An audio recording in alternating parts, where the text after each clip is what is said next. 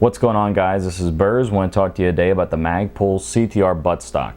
Now, this has been in a lot of videos. It's my go-to buttstock. I love the Magpul CTR Buttstock for multiple reasons. One of the reasons is because of where the actual QD mount for your sling swivel actually mounts, which is right here at the top. You put it on the opposite side, you run it across the across your back. It doesn't get in your way. It's a perfect way and a perfect point to mount a 2-point sling, in my opinion. But when we talk about the Magpul CTR buttstock, we're talking about, you know, a buttstock that is the one that's compared to the most, the one that all other buttstocks are compared to, in my opinion, particularly the mid-priced ones. So let's talk about some of the specifics here with this buttstock.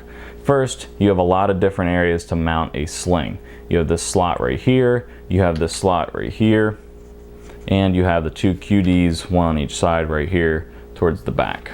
Okay, so there's lots of different areas where you can actually mount your sling swivel. It's a real slim design. It's a real, basic design. It's an A frame, so you have a lot of strength. It's not like some of the, you see some minimalist stocks out there where you have, just a little bit down here on the side. I think Mission First Tactical is doing that. And you know what? That's great if you're looking to, put that into a particular, use.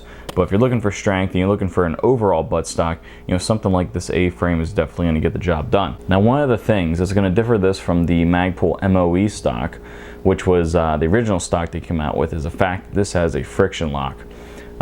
There's no wobble or anything in this stock. Once you lock it in, so what you're going to do, it's a little sticky because of the paint that's on it. But as you can see, that's how it works. You lock it in. If you want to move it, you move up on this and it's going to bring this out, this friction lock out. So you get it to where you want it, you lock it in, and that stock does not move at all. Okay, forwards, backwards, side to side, there's no moving whatsoever of it. And that's the one thing that I really like about this stock. So let's look at some of the other stocks I have on display here. First off, I have this Mission First Tactical stock.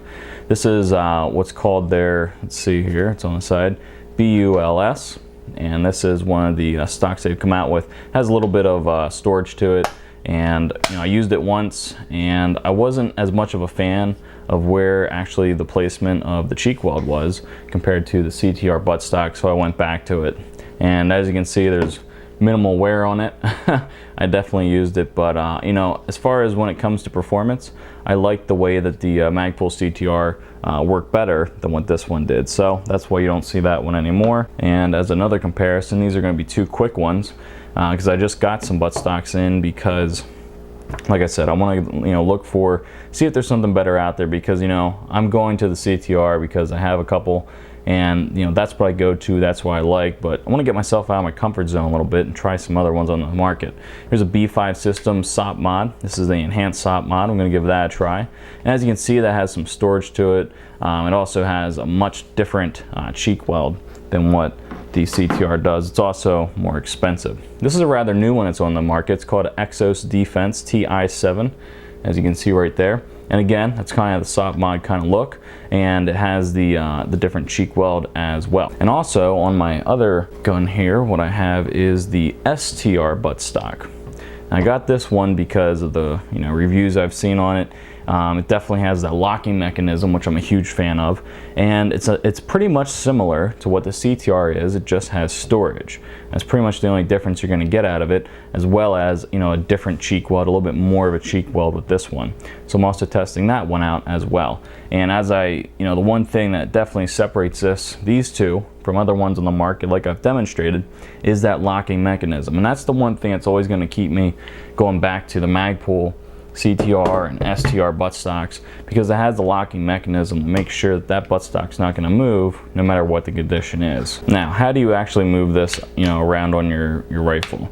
Like I said, you want to push down on the selector switch here, and it's going to allow you to move this up and down on your buttstock. The one thing I have noticed with some other buttstocks on the market, other companies, is either they're really loose or they're really tight when it comes to using them on the buffer tube here. Now, you do have to pay attention that you get the correct one. This is a mil-spec tube with a mil-spec buttstock, and for some reason with this Mission First Tactical is extremely tight, and this is also a mil-spec buttstock, as you can see right here. As you can see, it says mil right there, so we know it's a mil spec. It's extremely tight to get on and off, and to actually, you know, slide up and down in different positions.